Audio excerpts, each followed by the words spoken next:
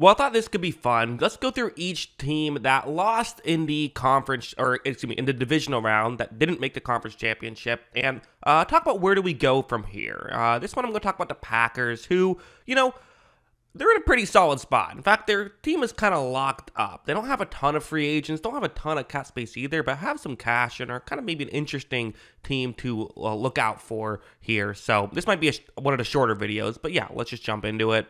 As for cap space right here, again, it's a weird situation. So I'm going to put cap space and cash for these teams because, cap space doesn't tell the whole story. A lot of times people just look at cap space, but it's not exactly the case. And it also should be mentioned, we're going off projections of what the cap could be next year. It hasn't been officially announced yet. So, we're just going off projections here. But, a lot more cash available than cap space. Because, again, you might have a $20 million deal where you paid all of it 3 years ago, and now it's against the cap, but you have cash left over. Cash is usually the better indicator of how much money they can actually spend. Although usually there isn't this much of a jump, so it's kind of an interesting situation that the Packers are in, largely due to the Aaron Rodgers contract having some dead money there. I believe is the case here, but either way, that's there's a big disparity. That's worth noting. So while the cap space doesn't look great, cash actually looks pretty good. These are the notable free agents, and there's nothing crazy. Again, you could realistically lose all these guys and feel okay. I mean, again, some of these guys you would like to have also the number next to their name. That's how much they're projected to make in free agency. How many millions of dollars? Again, this is a combination of either PFF projections, sports track projections, or my own projections if neither one of those were available. So that's where a couple of these numbers come from. Again, some players I think they would like Bo Melton showed some flashes. If I'm Bo Melton, I'm probably sticking around in Green Bay, right? I'm taking a 1-year deal there because it worked out well. Hopefully you can get, more playing time, get some more stats, and maybe get a big contract a following season.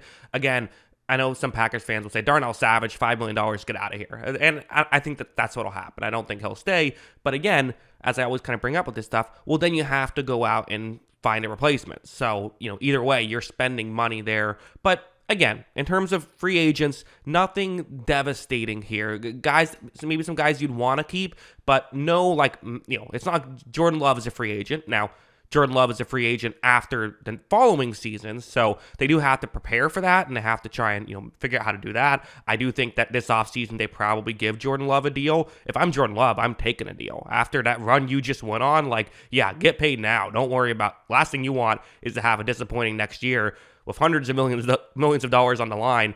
Get as much money as you can right now. That's what I would do. So that's an interesting factor.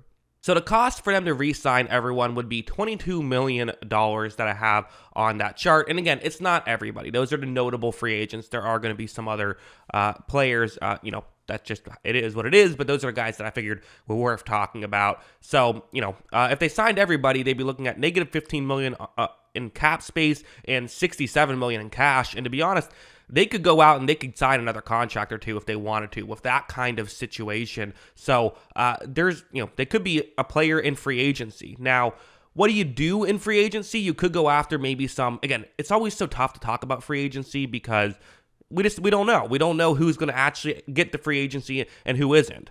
At the same time, though, I don't know. There's some key players, right? I mean, like Chris Jones, Josh Allen, Brian Burns for defensive linemen, even Matabuke or Kristen Wilkins, but also some good defensive backs. And Antoine Winfield, Jalen Johnson, L'Jarius Sneed. Who knows? Maybe none of those guys will be available, but I don't know. Getting a star player on this defense might not be the worst thing in the world.